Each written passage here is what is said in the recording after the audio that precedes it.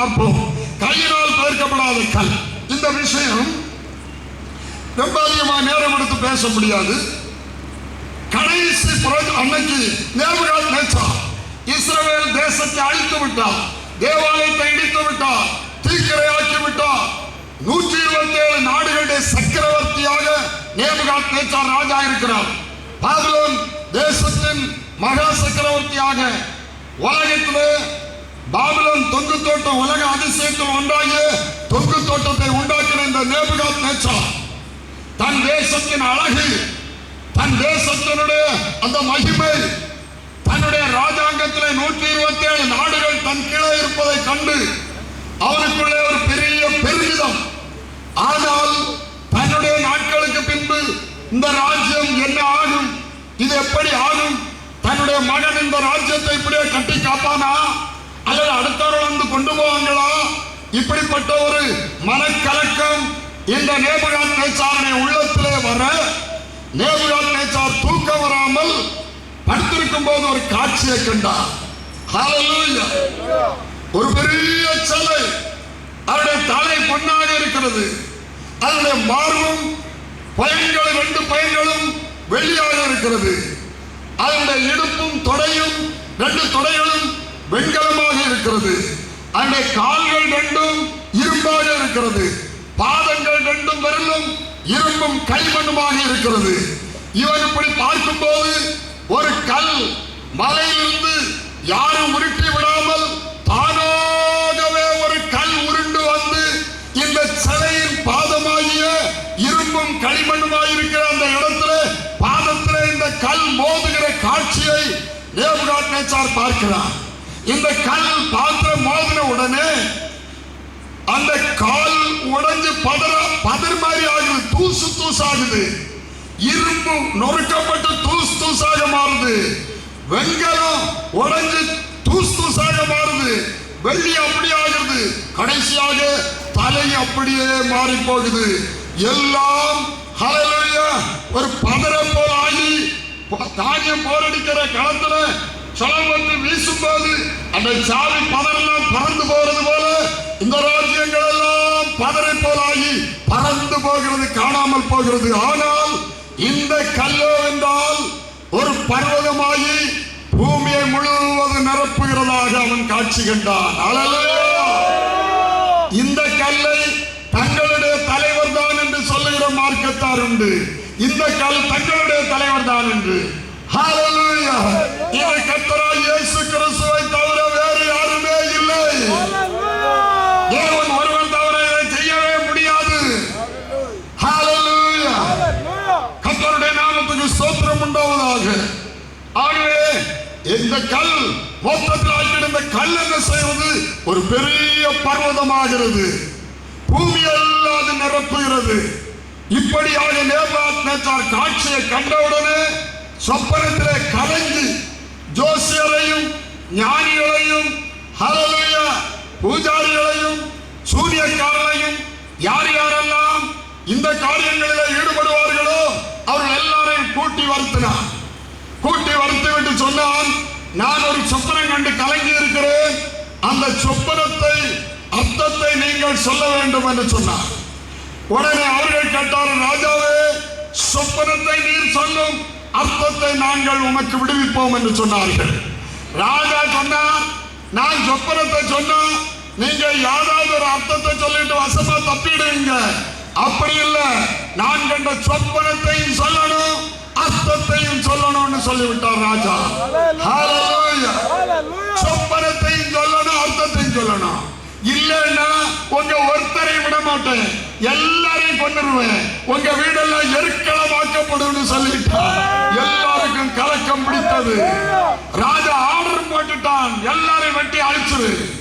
இந்த செய்தி தானியேல் தீர்க்கதரிசிக்கு வந்தது. தானியேலோடு கூட சாத்ராக், மேஷாக், ஆபேத்நேகோ என்று 3 வாலிபர்கள் கூட, இவர்கள் 4 பேரும் நேபுகாத்நேச்சார் இஸ்ரவேல் தேசத்தில் இந்த அடிமைகளாக பிடித்துக் கொண்டு வந்தவர்கள். 4 பேர் அடிமைகள். தானியேல் தீர்க்கதரிசியா இருந்தார். சொப்பனத்தை அர்த்தத்தை சொல்லும் கிருபை தானியேலுக்கு தேவன் கொடுத்திருந்தார். இந்த செய்தி வந்தவுடனே ஹல்லேலூயா இதற்குரிய இதை சட்டத்தை மக்கள் நடுவில் பிரசித்தம் பண்ணின நபரிடத்தில் தானியேல் சொன்னார், ராஜாவுக்கு தவணை தர வேண்டும், ராஜாவுக்கு சொப்பனத்தையும் சொல்லி அர்த்தத்தையும் சொல்லுவோம் என்று சொல்ல ராஜா தவணை கொடுத்து சாத்ராக் மேஷாக் ஆபேத்நேகோவும் தானியேலும் போய் ஜெபித்தார்கள். அல்லேலூயா. அவர்கள் சேர்ந்து ஜெபித்த போது சொப்பனத்தை ஆண்டவர் காட்டி கொடுத்து அதனுடைய அர்த்தத்தையும் தேவன் வெளிப்படுத்தினார். இப்பொழுது தானியேல் நேபுகாத்நேச்சாருக்கு முன்னே கொண்டு நிறுத்தப்படுகிறார். ஹல்லேலூயா. நேபுகாத்நேச்சாருக்கு முன்னே கொண்டு நிறுத்தப்படுகிறார். தானியேல் எல்லாரும் பாருங்கள், நான் ஞானம் உள்ளவன் என்று அல்ல, பரலோகத்தின் தேவன் இதனுடைய அர்த்தத்தை உனக்கு சொல்லித்தர சித்தம் கொண்டிருக்கிறார். ஆகவே சொப்பனம் என்ன என்று சொன்னார். சொப்பனத்தை தானியேல் சொன்னார். சொல்லிவிட்டு அதனுடைய அர்த்தத்தை சொன்னார். ராஜாவே, பொன்னான தலை நீர்தான், அவ்வளவு மகிமையான ஆட்சி உம்முடைய ஆட்சி, உலகத்தில் உள்ள எல்லா இதையும் உம்முடைய கையிலே தேவன் கொடுத்தார். அதிகாரம், வல்லமை, ஆளுகை, மகத்துவம் எல்லாம் தேவன் உம்முடைய கையிலே கொடுத்தார். பொன்னான தலை நீரே, உமக்கு பின்பு வெள்ளி போன்ற ஒரு ராஜ்யம் வரும், மாற்று குறைந்த ஒரு ராஜ்யம் வரும். மேதியா பர்சியா ராஜ்யங்கள் அப்படி வந்தது. 2 பேர் ஒன்னாக, 2 பயம் இருக்கிறது போல, ஹாலில் 2 கூட்டு சேர்ந்த ஒரு ராஜ்யம் வந்தது. அதுபோல உரமான ஒரு வெண்கலம் போன்ற ஒரு ராஜ்யம் வரும் என்று சொன்னார். அதற்கு பின்பு மேதியா பர்சியாக்கள் ராஜாக்கள் ஆண்ட பிறகு கிரேக்க சக்கரவர்த்தி ஆகிய மகா அலெக்சாண்டர் அதே நாடுகளை பிடித்தவன் ஆண்டான். அதற்கு பின்பு இரும்பை போல பயங்கர கொடூரமான ஒரு ராஜ்யம் வரும் என்று சொன்னார். ஹல்லேலூயா. 4வது ராஜ்யம் அடுத்தது வந்தது கிமு 265 165 அந்த வருஷத்தை மறந்து விட்டேன். ரோம சாம்ராஜ்யம் எழும்பினது. கிரேக்க சாம்ராஜ்யம் முடிய ரோம சாம்ராஜ்யம் எழும்பினது. ரோம சாம்ராஜ்யம் எழும்பி இரும்ப போல அது கடித்து பட்சித்தது. அல்லேலூயா. கல்லேயருடைய ரத்தத்தை பலியிலே பிலாத்து ஏரோது கலந்திருந்தான் என்று எழுதியிருக்கிறது. ஹல்லேலூயா. தேவனுக்கு பலியிட பலியில மனுஷனை வெட்டி அவனுடைய ரத்தத்தை கலந்தான். அவ்வளவு கொடூரமான துஷ்டத்தனமான ஒரு ஆட்சி ரோம ஆட்சி அன்னைக்கு வந்தது, காணப்பட்டது. அதற்கு பின்பு இரும்பும் களிமண்ணும் இல்லாத இது மாதிரி அந்த ரோம இதனுடைய கொடூரமானது முடிந்து ராஜரிகமும் ஆசாரியத்துவம் பிரியக்கூடிய அந்த பவர் குறைந்து வர்ற காலத்திலே தான் ஆண்டவர் இயேசு பிறக்கிறார். கையினால் பெருக்கப்படாத ஒரு கல்லாக பிதாவுடைய வீடானவராக உலகத்தை நியாயம் தீர்க்கிறவராக பிசாசை அழிக்கிறவராக பிசாசின் ராஜ்யத்துக்கு மட்டுக்கட்டுகிறவராக கையால் பெயர்க்கப்படாத கல் இந்த உலகத்திலே உருண்டு வந்தார். இதற்கு எதிரான வாதத்தை சொல்லுகிறவர்கள், இயேசு கிறிஸ்து எந்த ராஜ்யத்தையாவது அழிச்சாரா, எந்த மக்களையாக வெற்றி கொண்டாரோ, தனக்கு சாம்ராஜ்யத்தை கட்டினாரோ? எங்க தலைவர்கள் எத்தனையோ 10,000ங்களை வெட்டி கொண்டு அழித்து ராஜ்யத்தை கட்டினார் என்று சொல்லுகிறார்கள். அல்லேலூயா. நம்முடைய அருமை ஆண்டவர் இயேசு கிறிஸ்து உலக ரட்சகர், மனுஷரை அழிக்க அல்ல, மனுஷரை ரட்சிக்க வந்தவர், மனதுருகி மக்களுக்கு நன்மை செய்தவர், ஒருவரும் கெட்டு போகாமல் எல்லாரும் ரட்சிக்கப்படுவதற்காக தன்னையே பலியாய் கொடுத்தவர் இந்த கல்லானவர். ஹல்லேலூயா. கர்த்தருடைய பரிசுத்தமான நாமத்திற்கு மகிமை உண்டாவதாக. இந்த உலகத்தின் அதிபதி பிசாசு, உலகத்தின் அதிபதி பிசாசு என்று வேதம் சொல்லுது. 2 Corinther 4:3-4 வசனத்தை வாசிக்கும் போது சாத்தான் இந்த பிரபஞ்சத்தின் தேவன், இப்பிரபஞ்சத்தின் தேவன், பொல்லாத அதிபதி, அவனை அழித்து அவனுடைய ராஜ்யத்தின் அதிகாரத்தை அழிக்கத்தான் இயேசு வந்தார். ஹல்லேலூயா. ஆகவே இயேசு இந்த உலகத்தில் பிறந்து வந்தார். கர்த்தருடைய நாமத்துக்கு ஸ்தோத்திரம். ஒரு வசனத்தை வாசியுங்கள்.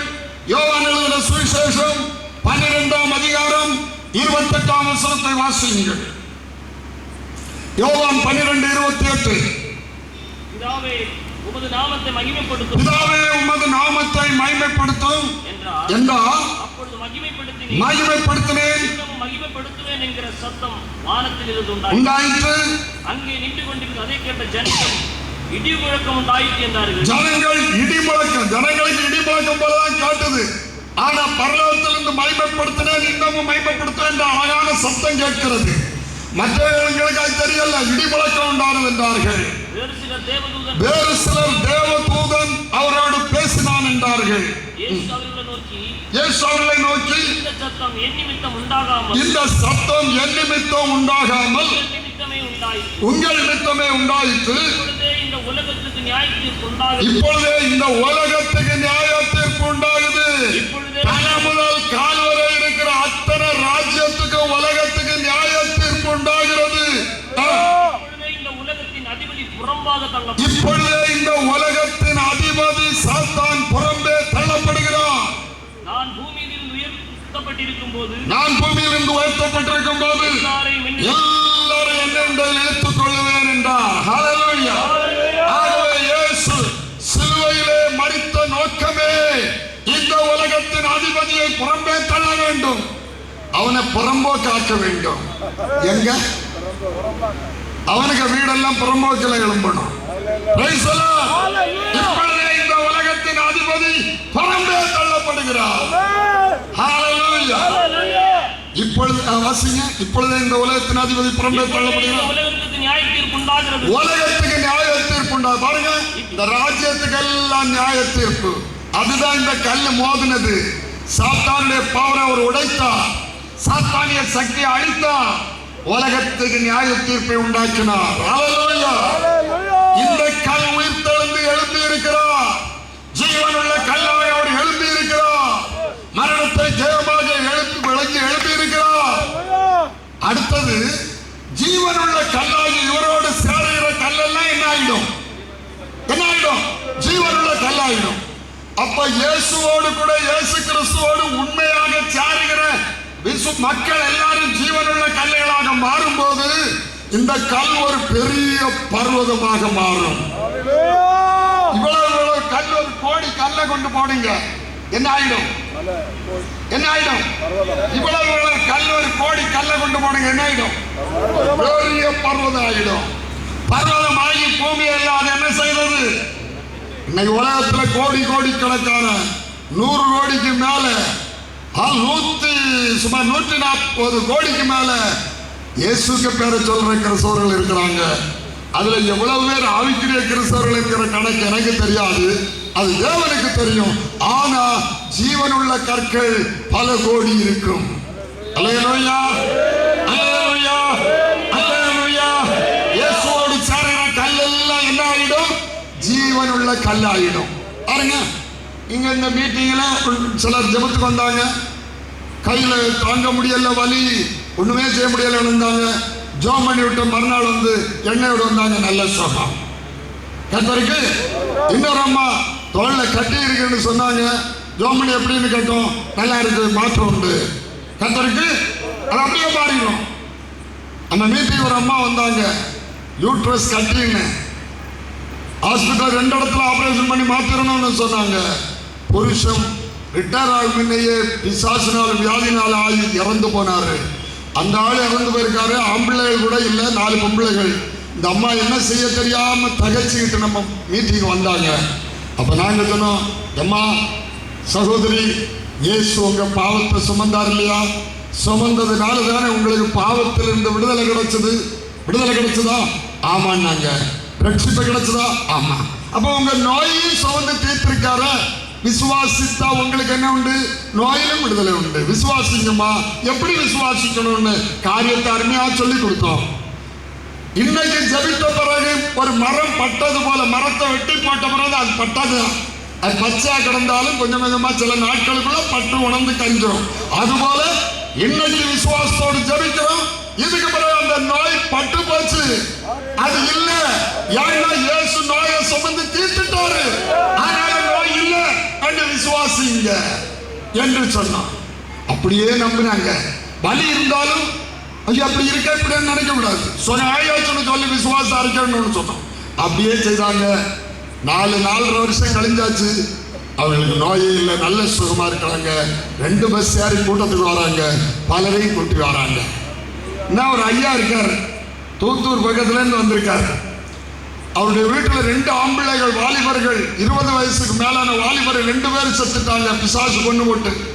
அவருடைய மனைவியும் செத்து போச்சு. அதுக்கு மேல இவருக்கு ரத்தம் வாந்தி பண்றது. அந்த நேரத்தில் அவர் பக்கத்தில் இருக்கிற சகோதரர் அழைத்து கொண்டு வந்தார். அவர் ஆர்சி சர்ச்சில் சீசப்பிள்ளை மாதிரி அங்கேயே தங்கி எல்லா பணிவிடையும் செய்கிறவர். ஆனா அவருக்கு விடுதலை இல்லை. நம்ம ஜெப வீட்டுக்கு வந்தால் ஆண்டவர் அவருக்கு அற்புதம் செய்து. எத்தனை வருஷம் பிரதர் ஆயிட்டு? 14 வருஷமா? 14 வயசு ஆயாச்சு அவருக்கு. அவர் இப்ப தங்களை தூத்துறதுக்கு முன்னே இருந்தது இங்க இணையம்புத்தந்துறையில் உள்ள ஆட்கள் எல்லாம் கேட்கிறாங்க, நீர் இன்னும் உயிரோடு இருக்கிறீர்கள். அதற்கு ஆண்டவர் சகல நோயை மாற்றி, ரத்தம் சர்த்திக்கதை மாற்றி, அந்த எல்லா வியாதிகளையும் மாற்றி அவரை தீர்க்காயுசோடு வச்சிருக்கிறார். இன்னொரு சகோதரன் கிட்டே இருக்கிறார். அவர் தான் அவரை கூட்டிட்டு வந்தவர். இவருக்கு வயிற்றுல 2 மேஜர் ஆபரேஷன். வயிற்றுல குடலை கட் பண்ணி சேர்த்தாங்க, விடுதலை இல்லை. ஆனால் ஜெபத்துக்கு வந்தார், கர்த்தர் அற்புதம் செய்து அவருக்கு விடுதலை கொடுத்தார். ஹல்லேலூயா. டாக்டர் சொன்னாரு, நேர்ந்து கொஞ்ச நாள் தான் உயிரோடு இருப்பீரு, நேரானாலும் ரொம்ப கட்டியானதும் சாப்பிடக்கூடாது. ஆனா இப்ப வயது 74 ஆகுது.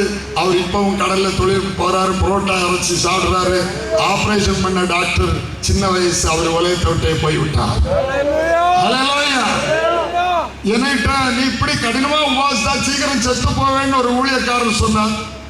எனக்கு வயசுதான். ஹல்லேலூயா. ஆனால் அவர் இப்போ சுகரு, பிரஷரு, ஸ்ட்ரோக்கு, எல்லா கண் பார்வமங்கள் எல்லாமே நடக்க முடியாம இருக்கிறார். அவரை ஒரு நாள் நான் பார்க்க போன போது அவர் சொன்னார், ஹல்லேலூயா, உம்ம உபதேசம் கொஞ்சம் வித்தியாசமா இருக்கு, உபதேசம் எனக்கு வேண்டாம், ஆனா உம்ம சாட்சியை கேட்காம இருக்க முடியாதுன்னு சொல்லி 3:30 மணிக்கு ஒரு சாட்சியை கேட்டாரு.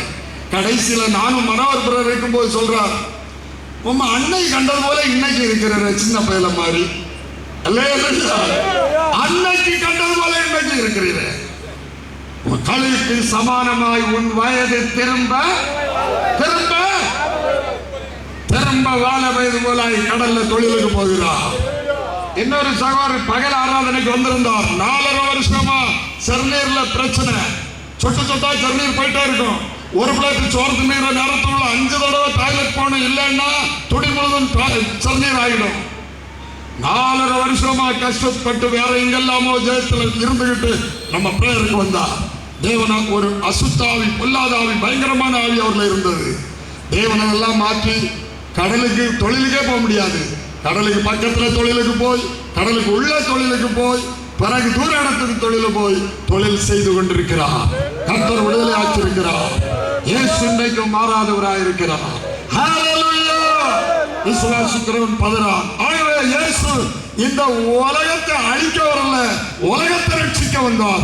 ஆனா உலக அனைத்தை மோசம் போக்கிற பிசாசை அழித்து தோற்கடித்து அவனை புறம்போக்காக்கி விட்டார், புறம்பே தள்ளிவிட்டார்.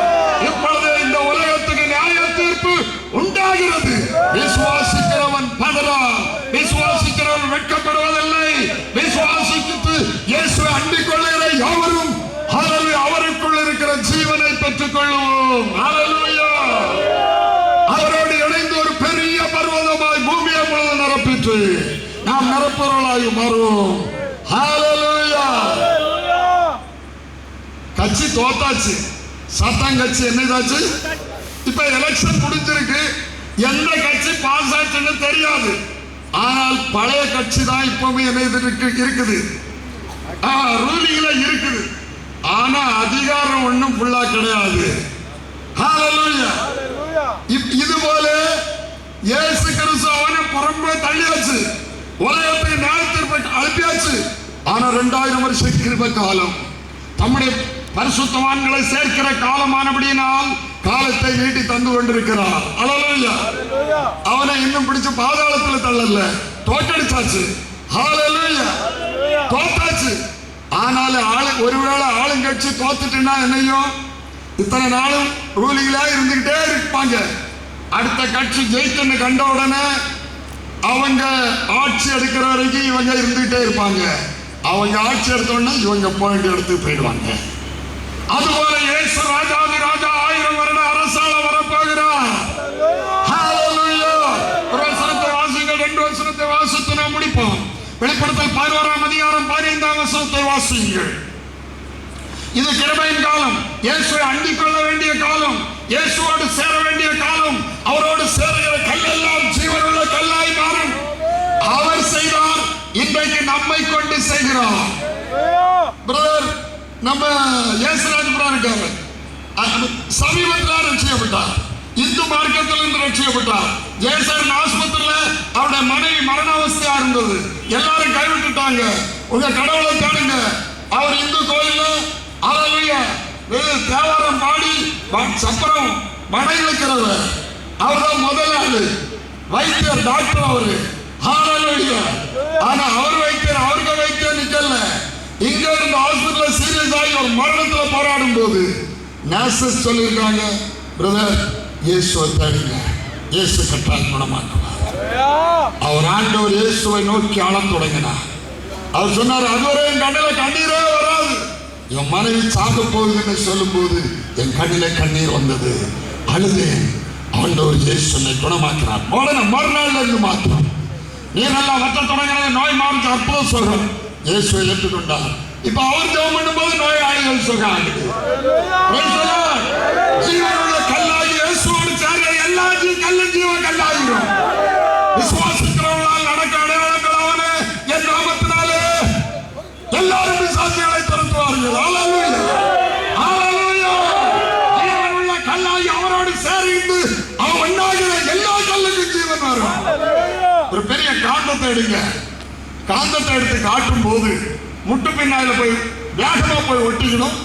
ஆணி ஒட்டும், இரும்புல உள்ளது எல்லாம் போய் ஒட்டிக்கணும். கொஞ்ச நேரம் வச்சுக்கிட்டு பிறகு இந்த ஆணியை எடுத்து வேறொரு முட்டு பின்ல காட்டி பாருங்க. அது அந்த ஆணி முட்டு பின்ன தூக்கும். ஏன் தெரியுமா? இந்த காந்தத்தில் உள்ள சக்தி இந்த ஆணியிலையும் வந்திருக்கு. அவர் ஒட்டுகிற எல்லாத்திலும் அந்த ஜீவன் வந்துடும். ஜீவன் உள்ள கல்லாகி அவரோடு சேருகிற எல்லாம் ஜீவன் உள்ள கற்களாக தேவனுடைய மாளிகையாக நாம் மாற்றப்படுகிறோம். இந்த மகிமையான அனுபவத்தை எல்லா தேவ பிள்ளைகள் அடைய வேண்டும். இயேசு அழைக்கிறார், இயேசு அழைக்கிறார். அந்த கல்லாடி இணைந்து கொள்ளுங்கள், அந்த கல்லாடி இசைந்து கொள்ளுங்கள். இயேசு உங்கள் வாழ்க்கையை மாற்றுவார். உங்களுடைய வேதனை அத்தனை மாறும். ஒருவேளை ஒரே நாள் ஒரு பெரிய பிரச்சனை நான் செய்வதை கேட்டா ஒரே நாள்ல மாறலையா? கொஞ்ச நாட்கள்ல அது மாறிவிடும். ஒற்றலை நீங்கள் விடுதலை ஆவீர்கள். ஒற்றலை நீங்கள் வெற்றி பெறுவீர்கள். ஒற்றலை உங்களை குணமாக்குவார். ஒற்றலை உங்களுக்கு திறன் தருவார். கட்டாயம் உங்கள் கண்ணில் படைக்கப்படும். விசுவாசத்திலே உறுதியாக இல்லைங்கள். இயேசுவை உறுதியாய் பிடித்துக் கொள்ளுங்கள். யாக்கோபு சொன்னது போல, என்னை ஆசீர்வதித்தால் ஒழிய நான் உம்மை விட மாட்டேன் என்று சொல்லுங்கள். கர்த்தர் உங்களுக்கு ஜெயம் தருவார். யாராலும் சாட்சி சொல்லலாம். கைவிடப்பட்ட கேஸ், பிழைக்காத நோட்ட கேஸ், இயேசு விடுதலையாக்கி இருக்கிறார். ஹல்லேலூயா. ஆகவே அந்த வசனம் படிங்க. வெளிப்படுத்தல் 11:15. இதோ திருடனை போல் வருகிறேன். வெளிப்படுத்தல் 11:15. ஏழாம் தூதன் எக்காலம் ஊதினான். அப்பொழுது உலகத்தின் ராஜ்யங்கள் கர்த்தருக்கும் அவருடைய கிறிஸ்துவுக்கு உரிய ராஜ்யங்கள் ஆயின. ஏழாம் தூதன் எக்காலம் ஊதின போது உலகத்தின் ராஜ்யங்கள் எல்லாம் கர்த்தருக்கு அவருடைய கிறிஸ்துவுக்குரிய ராஜ்யங்கள் ஆயின. கர்த்தராகிய இயேசு கிறிஸ்துவுடைய ராஜ்யங்கள் ஆயின. வெளிப்படுத்தல் 19:20 அந்தி கிறிஸ்துவும் இயேசு ஆட்சி எடுக்க முன்னே உலகத்தை கடைசியா ஒருத்தர் ரூலர் ஆளுவான். அவன் ஆன்டி கிறிஸ்தா இருப்பான். அவன் தன்னை தேவனை போல காண்பிப்பான். ஹல்லேலூயா. அவனை குறித்து நான் பேச நேரம் முடிக்க போகிறேன். ஹல்லேலூயா. அவன் ஆன்டி கிறிஸ்துவா இருப்பான். அவனுக்கு உதவியாக கள்ளத்தீர்க்க தரிசி ஒருவன் இருப்பான். ஆன்டி கிறிஸ்துவும் கள்ளத்தீர்க்க தரிசி இணைந்து உலக மக்களை மோசம் போக்கி சாத்தானுடைய ஜனங்களாக இயேசுவுக்கு விரோதமாய் 666 தரிக்க வைப்பார்கள். இயேசு கிறிஸ்துவில் இந்த சரியான ஜீவனை பெறாத கூட்டம் எல்லாம் அந்தி கிறிஸ்துடைய முத்திரை அல்லது 666 லட்சத்தை தரித்துக் கொண்டு இப்ப இயேசுவோடு கூட நன்மை பெற்ற மக்கள் எல்லாம் காய்கா பிரதானாசாரியனோடு போய் நின்று இயேசுக்கு விரோதமாக நின்றது போல 666 தரித்துக் கொண்டு அவன் பக்கத்தில் நிற்பார்கள். ஆனால் இயேசு ஆட்சி எடுக்கும் போது இயேசு 1000 வருடம் பூமி அரசாள போகிறார். ஏழாம் தூதன் எக்காலம் ஊதுற போது உலக ராஜ்யங்கள் எல்லாம் கர்த்தருக்கு அவருடைய கிறிஸ்துவுக்குரிய ராஜ்யங்கள் ஆயின. ஹல்லேலூயா. அப்பொழுது அந்தி கிறிஸ்துவும் கள்ள தீர்க்கதரிசியும் உயிரோடு அக்கினி கடல்ல தள்ளப்படுவாங்க. Praise the Lord. Hallelujah. உயிரோடு சமாதியாகி அக்கினி கடலுக்கு போயிடுவாங்க. உயிரோடு சமாதியாகி அக்கினி கடலுக்கு போயிடுவாங்க. அப்புறம் 1000 வருட அரசாட்சியை இயேசு எடுப்பார். 1000 வருடம் பரிசுத்தவான்களோடு கூட இயேசு ஆளுவார். அந்த ஆளுகையின் முடிவில் ஆளுகை காலத்துல சர்ப்பத்தை பிடிச்சு பாதாளத்துல கட்டி வச்சிருப்பார். வெளிப்படுத்தல் 20ஆம் அதிகாரம் 1-2 வசனம். வானத்திலிருந்து ஒரு தூதன் மிகுந்த அதிகாரத்தோடு சங்கிலி பிடித்துக் கொண்டு வந்து வால் சர்ப்பத்தை கட்டி 1000 வருடம் அளவும் உலகத்தை மோசம் போக்காதபடி 1000 வருஷம் பாதாளத்திலே கட்டி தள்ளி அடைத்தார். ஆகவே 1000 வருடம் இயேசு பூமியில் அரசாளும் போது பூமியிலே சமாதானமான ஆட்சி, சுபீட்சமான ஆட்சி, சுகமான ஆட்சி, சந்தோஷமான ஆட்சி, ஒரு குறைவில்லாத ஆட்சி. 500 வயதிலேயும் பிள்ளை பெறுவாங்க. 500 வயதிலே என்னவாங்க? நோவாவுக்கு எத்தனாவது வயதுல குழந்தை பிறந்தது? விருட்சத்தின் வயசு போல 1000 வருட அரசாட்சியில விருட்சங்களின் வயது போல மனுஷனுடைய வயது இருக்கும். ஆதாம் 930 வருஷம் உயிரோடு வாழ்ந்தார். மெத்துசலா 969 வருஷம் உயிரோடு வாழ்ந்தார். இதுபோல பக்தன்மார் எல்லாம் பழைய ஏற்பாட்டவர்கள் அப்படி வாழ்ந்தார்கள். 1000 வருட அரசாட்சியில இயேசு கிறிஸ்துவின் ஆட்சியில அப்படியே மனுஷனுடைய ஆயுசு நாட்கள் இருக்கும். அல்லேலூயா. எவ்வளவு ஜனம் பெருகினாலும் அவர்களுக்கு ஒரு குறைவு இருக்காது. சம்பூர்ண ஆசீர்வாதத்தை தேவன் கட்டளையிடுவார். இந்த 1000 வருட அரசாட்சி முடியும் போது, நித்தியம் ஸ்தாபிக்கப்படும் போது, வலு சர்ப்பம் அக்கினி கடலிலே அந்தி கிறிஸ்துவ கள்ளத்திற்கு தரிசி இருக்கிற இடத்திலே அக்கினி கடலிலே தள்ளப்படுவார். வெளிப்படுத்தல் 20:10 அக்கினி கடலிலே தள்ளப்படுவான். இந்த உலகம் சுட்டரிக்கப்படும். பரிசுத்தவான்களுடைய ராஜ்யம், புதிய உலகம் ஸ்தாபிக்கப்படும். ஹல்லேலூயா. இனி வரும் உலகம், இதற்கு முன்னிருந்த உலகம் தூதர்களுக்கு கீழ்ப்படுத்தி இருந்த உலகம், இப்பொழுது இருக்கிற உலகம் மனிதர் கையில ஒப்புக் கொடுத்த உலகம். இனி வரும் உலகம் பரிசுத்தவான்களுடைய உலகம். அது நீதிவாசமாயிருக்கும் உலகம்.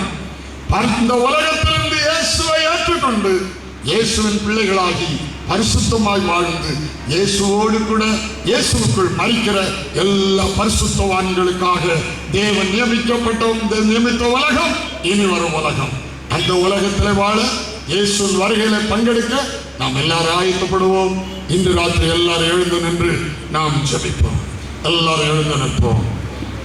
தலை வணங்கி, இயேசுப்பா, 7 நாட்கள் இயேசு கிறிஸ்துவை குறித்த மகத்தான காரியங்களை அறிய தேவன் உதவி செய்தார். ஜீவனுள்ள கல்லாகிய அவரோடு சேருகிற கற்கள் ஜீவனுள்ள கற்களாக மாறும். கிறிஸ்து எனக்கு ஜீவன், சாவு எனக்கு ஆதாயம். இயேசு கிறிஸ்து யாருக்குள்ளே வந்திருக்கிறாரோ அவர்களுக்கு மரண பயம் இல்லை, சாவு அவர்களுக்கு ஆதாயம். இந்த உலகத்தில் கண்ணை மூடும் போது பரலோகத்திலே கண்ணை திறப்போம். இப்பொழுது அவரை நிழலாட்டமாய் பார்க்கிறோம், அப்பொழுது அவரை முகமுகமாய் பார்க்க போகிறோம். நமக்காக முள்மொழி சூட்டப்பட்ட சரசை பார்த்து முத்தம் பண்ண போகிறோம். நமக்காக காயங்கள் அடைந்த சரீரத்தில் ஒவ்வொரு காயங்களாக முத்தி முத்தி சந்தோஷப்பட போகிறோம். ஹல்லேலூயா. முற்றிடம் சூட்டப்பட்ட தலையை பார்ப்பேன், பொற்கிரீடம் சூட்டினாலும் மகிழ்ந்திடுவேன். முற்றிடம் சூட்டப்பட்ட தலையை பார்ப்பேன், பொற்கிரீடம் சூட்டினாலும் புகழ்ந்திடுவேன்.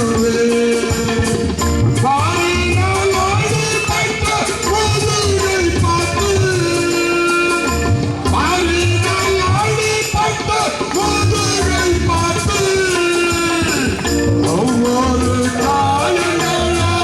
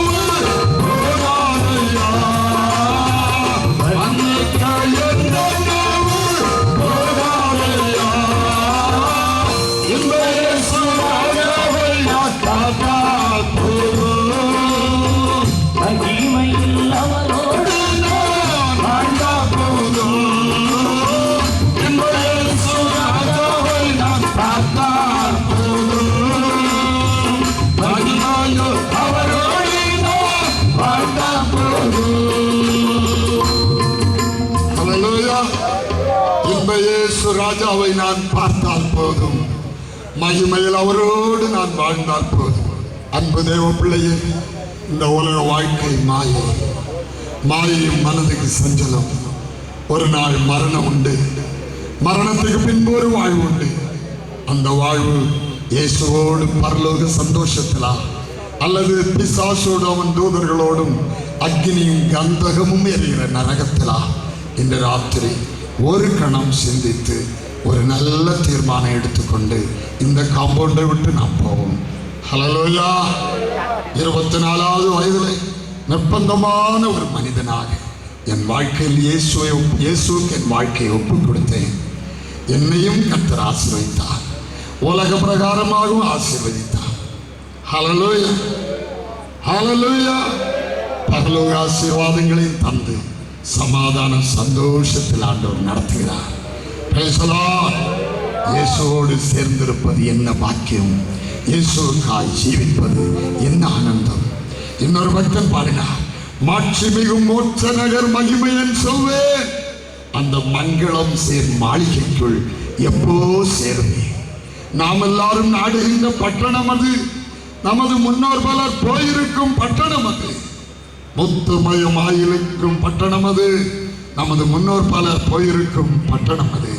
ஹல்லேலூயா. சாவு துக்கமே இல்லாத பட்டணம் அது, அங்கு சங்கீதங்கள் தான் முழங்கும் பட்டணம் அது. ஹல்லேலூயா. ஜீவநதி ஓடுகின்ற பட்டணம் அது, அது வெகு சித்திரமுடன் இளங்கிடும் பட்டணம் அது. எண்ணிறந்த தூதர் போற்றும் பட்டணம் அது, அங்கே ஓயாமல் கீதம் பாடும் பட்டணம் அது. ஹல்லேலூயா. அது இயேசு ராஜா வீற்றிருக்கும் பட்டணம் அது. சியோன் மகாராஜாவுடைய நகரம். முதல் மனிதராக, நம்முடைய சகோதரராக, நம்முடைய தேவனாக, நம்முடைய ராஜாவாக, நம்முடைய மணவாளனாக, நமக்கு எல்லாவற்றுக்கும் எல்லாவானவராக, நம்முடைய அப்பாவாக, நம்முடைய அம்மாவாக, நம்மை அநாதி சிநேகித்தினால் சிநேகித்தவர் அங்கே நமக்காக காத்து கொண்டிருக்கிறார். அவரை முகமுகமாய் தரிசிக்கும் அந்த நாள் இன்ப நாள், இன்ப நாள். ஹல்லேலூயா. அந்த நாள் இன்ப நாள், இன்ப நாள், இன்ப நாள். Praise the Lord, praise the Lord. அவரை சந்திக்க ஆயத்தமா தேவனுடைய பிள்ளையே, உன் வாழ்க்கையில நீ இதுவரைக்கும் இயேசுவுக்கு மனதார இடம் கொடுக்காம உலகத்தில் உள்ளவர்களுக்காக நீ இதுவரை இயேசுவுக்கு உன் இருதயத்தை முழுமையா திறந்து கொடுக்கட்டா. இன்ன ராத்திரி ஏசப்பா, இதுவரை இந்த உலகத்துக்கு வேண்டி வாழ்ந்தேப்பா, இந்த மேலான அன்பை, இரக்கத்தை, கிருபை, பாசத்தை நான் அறியாமல் வாழ்ந்து விட்டேனப்பா. இன்று ராத்திரி என்னுடைய சரீரத்தை உம்முடைய ஆலயமாக, நீர் வாசம் பண்ண ஆலயமாக இன்றைக்கு உமக்கு ஒப்புக் கொடுக்கிறேன். நீர் எனக்குள்ளே வாழும், எனக்குள்ளே வந்து வாசம் பண்ணப்பா. உம்மை ஏற்றுக்கொள்ளுகிறேனப்பா. என் உள்ளத்தில் வாரும். வருந்தி இயேசுவை ஏற்றுக்கொள்வாயா? அவர் சொல்லுகிறார், இதோ வாசற்படியிலே நின்று தட்டுகிறேன். ஒருவனின் சத்தத்தை கேட்டு கதவை திறந்தால் நான் அவனோடு கூட வாசம் பண்ணுவேன், அவனோடு கூட போஜனம் பண்ணுவேன், அவன் என்னோடு போஜனம் பண்ணுவான். இந்த இயேசுவை நீ அழைத்து கொண்டு போ. இனி தனியே நீ இருக்கக்கூடாது. இயேசுவோடு இணைந்த ஒரு வாழ்வை, ஜீவனுள்ள கல்லாகி, அவரோடு சேர்ந்த கல்லெல்லாம் ஜீவனுள்ள கல்லாகி அவரோடு கூட நாம் ஆளுகை செய்வோம். அந்த பாக்கிய நாளுக்காக இன்றைக்கு உங்கள் வாழ்க்கையை இயேசுவுக்கு அர்ப்பணிங்கள். ஆண்டவர் உங்களை ஆசீர்வதிப்பாராக. ஆமென். ஜெபிப்போம். எங்கள் நல்ல ஆண்டவரே, எங்கள்